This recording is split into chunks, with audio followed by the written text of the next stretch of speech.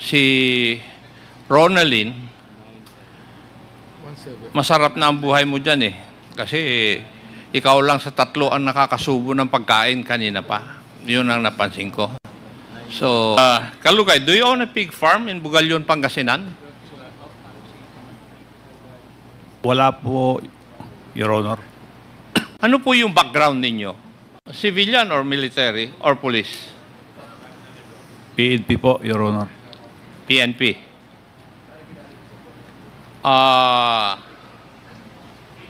Ano po yung trabaho nyo nung nasa kayo PNP at ano po yung ranko ninyo? Police Officer po, 1. I beg your pardon? Police Officer 1 po, Your Honor.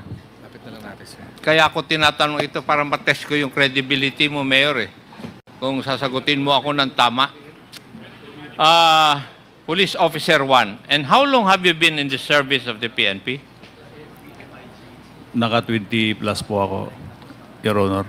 I beg your pardon? Naka 20 years po, mahigit, Your Honor. 20 years.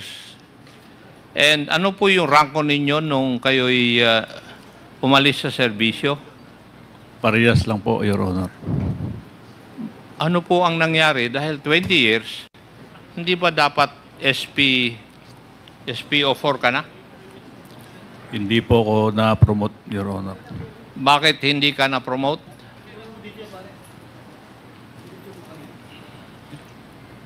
Hindi na po ako nagpa-promote, Your Honor. Custody and be transferred to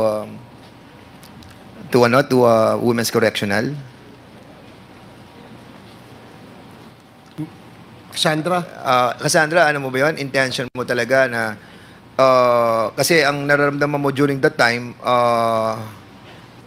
ano bang feeling mo during that time that Okay. you wanted to be transferred in According correctional? to your lawyer, mas gugustuhin mo raw na ikaw ay ma-detain sa Women's Correctional dahil yun daw ang iyong kagustuhan dahil kesa ikaw ay humarap dito sa Quad Committee dahil ayaw mo raw na na-humiliate ka o ini-embarrass ka dito sa committee ito. And that was a statement na ginawa ng iyong mga abogado over media, no? Sa isang interview sa social media, sinabi niya yon. Kaya ngayon, because you actually requested for that, and there was a motion earlier which was unanimously approved na ikaw ay ilipat sa Women's Correctional. So anong iyong masasabi? Wala kang masasabi. Okay. In that case, Congressman Acop, maybe we can complete and continue the motion. Mr. Chair, I would like to repeat my motion. May I move that Ms. Cassandra Ong, because of the contempt that, because we have cited her in contempt, should be detained at the Correctional Institute for Women in Mandaluyong for a period of 30 days. So move, Mr. Chair. There is a motion to detain Cassandra Ong at the Women's Correctional Center at Mandaluyong City for 30 days. Duly seconded by Congressman Busita. Thank you. Hearing no objection, the motion is approved. Comsec, please advise SAA, Sergeant at Arms, to coordinate with the Women's Correctional for the transfer of Ms. Cassandra Ong. So, Congressman Acop? Mr. Chair, after she has served the period of detention for the first contempt, Oh, so the first contempt order will end when? So, okay, the first 30 days detention will end on September 26. So, Should be transferred. after September 26, she will be transferred to the Women's Correctional. Okay. So, that's clear. Congressman Acop, you may proceed with your interpellation. thank you, Mr. Chair. May I move that in the next hearing, when the issue would be on Pogo, that we invite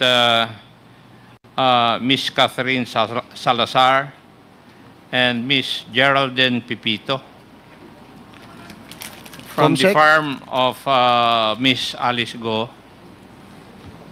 Okay, Comsec, please take note of the names and make sure that these personalities will be invited in our next hearing on Pogos. Thank you, Mr. May I proceed? Second, Please proceed. Mr. Chair, but I also would like to add Ann Jaime, Mr. Chair, the one that she gave the property to at the Alpha Land. Likewise, Comsec, please take note of the name that Congressman Abante wishes to invite for the next hearing. This is, again, during the Pogo hearing. Thank you, Comsec. Congressman Ako, please proceed.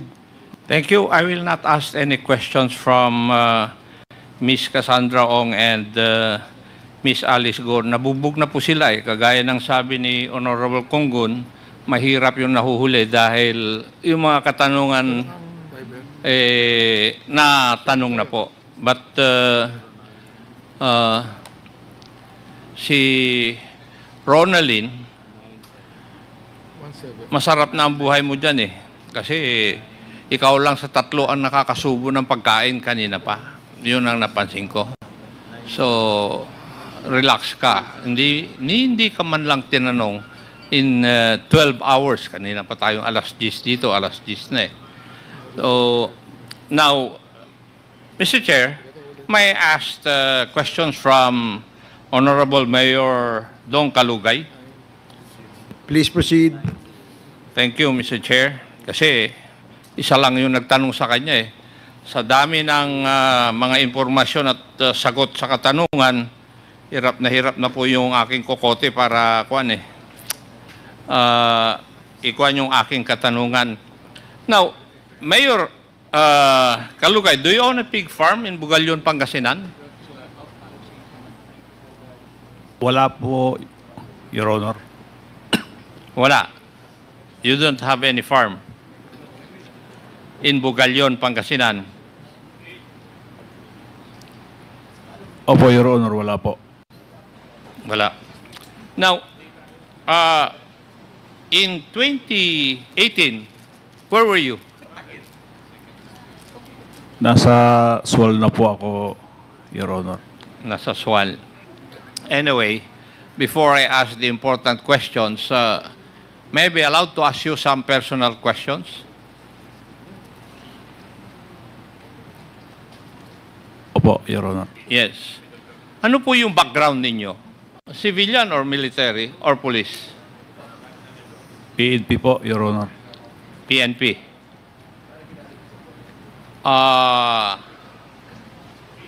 Ano po yung trabaho nyo nung nasa kayo yung PNP at ano po yung ranko ninyo? Police Officer po, 1. I beg your pardon? Police Officer 1 po, Your Honor.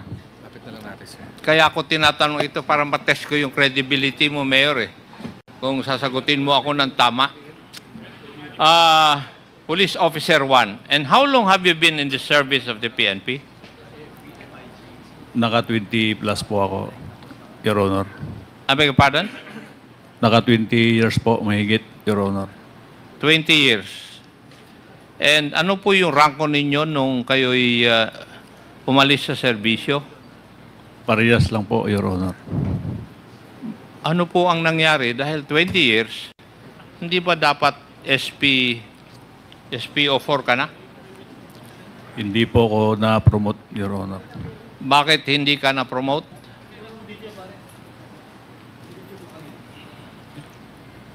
Hindi na po ako nagpa-promote, Your Honor.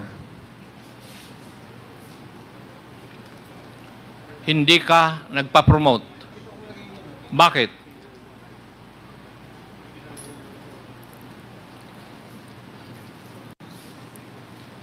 Yun po, Your Honor, hindi na po ako nagpa-promote. Bakit nga ayaw mong magpa-promote? Samantalang lahat ng membro ng AFP, Coast Guard, kahit sa civilian institution, ang gusto po nila ay ma-promote. ikaw lang ang ayaw ma-promote. Bakit? Your Honor, talagang hindi na po ako na-promote po, Your Honor. Hindi ka na-promote. Opo. Siguro naman, hindi naman po siguro kulang sa pag-iisip yung nakakataas sa iyo na hindi ka i-promote kung tama po yung ginagawa po ninyo. Di po ba?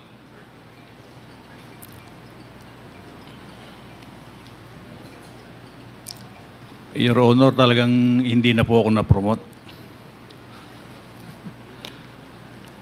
Mr. Chair, I think the resource person is not answering appropriately the question that I have propounded.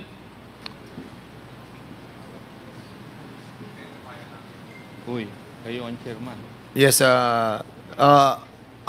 Mayor, can you please answer directly the query of Chairman Acop? Kasi nadidinig ko paulit-ulit yung sagot mo. Please answer precisely. Yun po talaga, Mr. Chair, hindi po talaga ako na-promote po magmula nung pumasok po ako.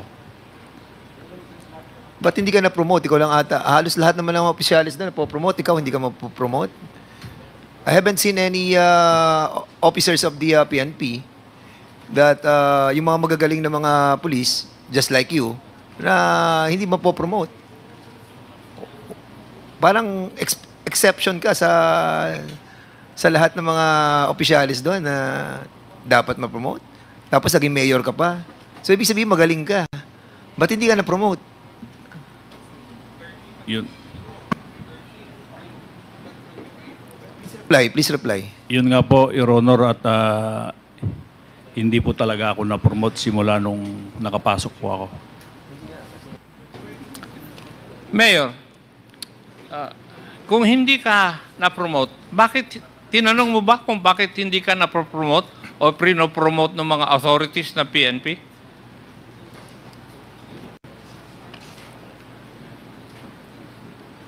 Undergrad po ako nung undergrad po ako nung ano po, Your Honor, so hindi So, na in other words, pag undergrad ka, hindi ka qualified nung pumasok ka dahil ang qualification ay dapat graduate ka ng college.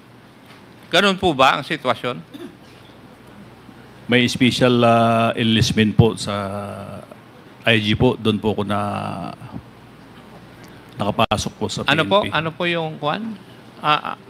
Ano yung rason kung bakit na-recruit po kayo? Dahil ang nire-recruit sa PNP ay college graduate. Your Honor, nung na-enlist po ako sa IG, doon po ako naipasok po sa police po. Okay, sige.